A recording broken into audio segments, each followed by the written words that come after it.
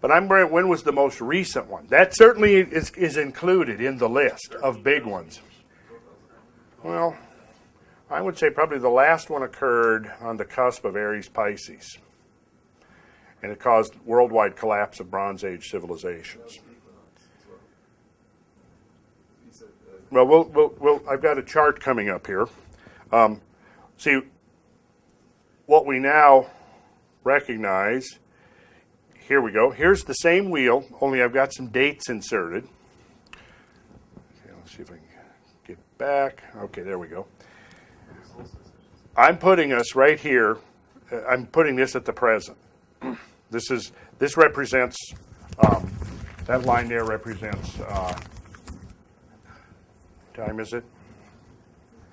8:35. Yeah, so that represents March 19th, 2009 at 8:35 in the evening right there.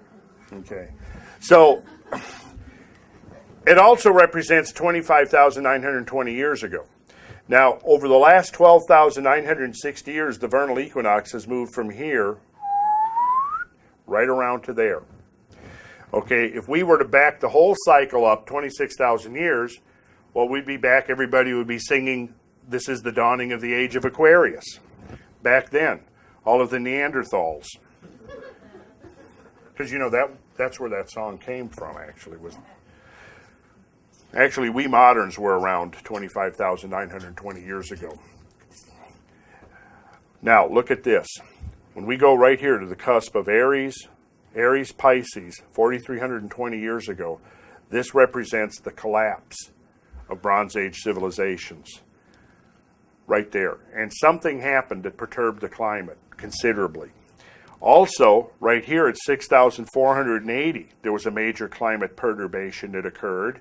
There was also one here that's called the climatologists call it the Odorade event. It was a sudden, the planet just went through this sudden cold spasm right here at this transition from Cancer into Gemini.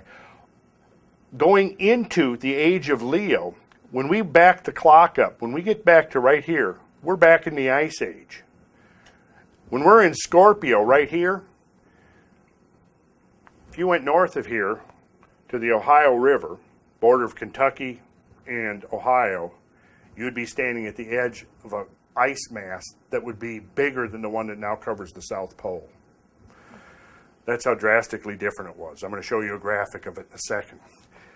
The climate began to warm through the age of Libra and the age of Virgo. And right up here on the cusp of Virgo, Leo, something very extraordinary and inexplicable happened. And the climate went through a major upheaval. Over the next 2,000 years, the climate was like this. Coming out of the age of Leo, half of the great animal species that had inhabited the planet for hundreds of thousands of years, in some cases, half of the great animal species were no longer extant. They had become extinct in this transition through the age of Leo.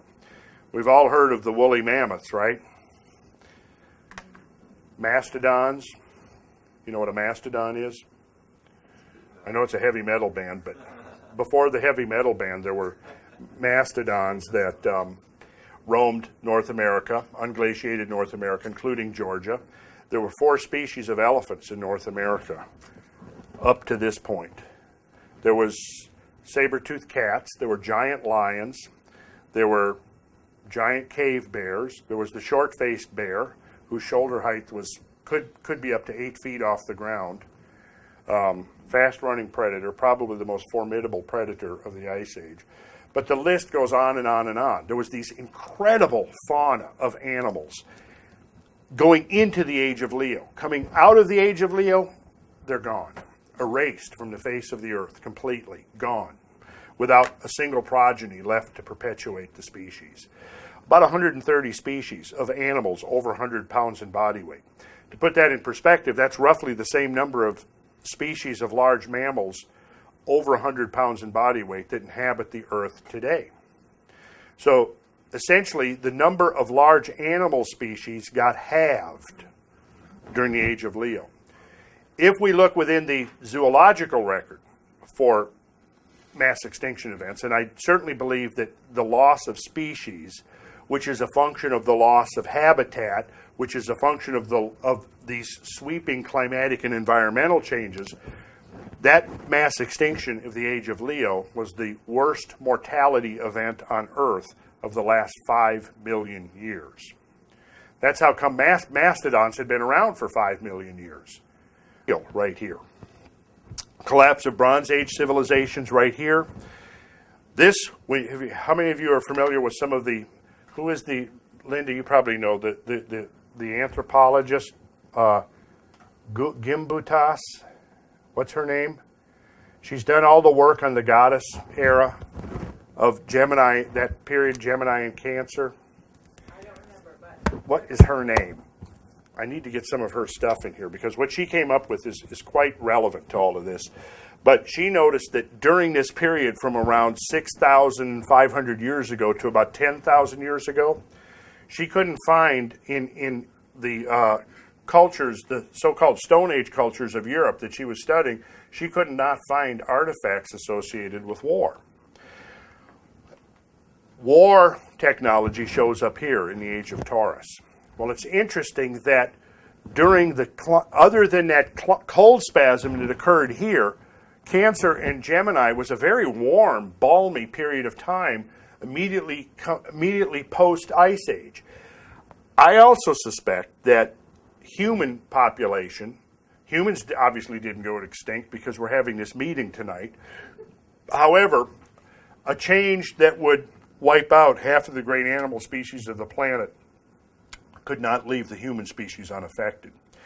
And the evidence that I look at suggests to me that the human population went through a serious crash during the age of Leo, and essentially what we saw is for the next roughly 4,000 years, we basically saw humans repopulating the planet after this great catastrophe. Well, it would make sense that, and also what's interesting is that Cancer and Gemini show evidence of having been a very benign, warm period of time. Sea levels may have been, in some cases, there's evidence that perhaps in the Bahamas, sea levels were 3 to 5 feet higher during that period of time. The climate might have been up to 2 degrees warmer on average. Well, what that would imply is that the growing season was longer, the agricultural latitudes shifted north by hundreds of miles, the agricultural altitudes shifted up. That's when a lot of the great terraced farming that you see at 10 and 11,000 feet goes back to this era, the so-called goddess era of this period here after Leo. Well, shortly into the age of Taurus, the climate went through a major cooling period, a cooling off period. One, I think, consequence of that is that it caused a very severe disruption of settled human social patterns, so that you had societies that were living at high altitudes that were basically being frozen out. You had societies at northern latitudes that were being pushed south.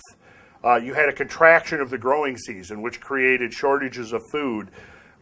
Well, one result of this displacement of human communities was that we begin to see conflicts beginning in the age of Taurus, human conflicts.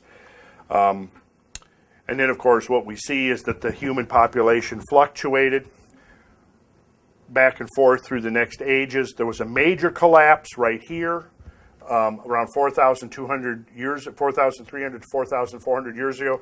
Shortly after this is when we see the Old Kingdom of Egypt and so forth, the pyramid building age and the rise of Sumerian civilization, the rise of the Indus Valley civilization, the megalithic culture in Great Britain. We see a major wave of cultural activity in the New World. We see earthworks being constructed in North America. We see temples being constructed in Central America. Then, of course, we get to here, 2,160. We don't see a major climate change there. But then we get to where we are at now, and a lot of various prophecies which suggest that perhaps the tempo is such that we could expect something to happen.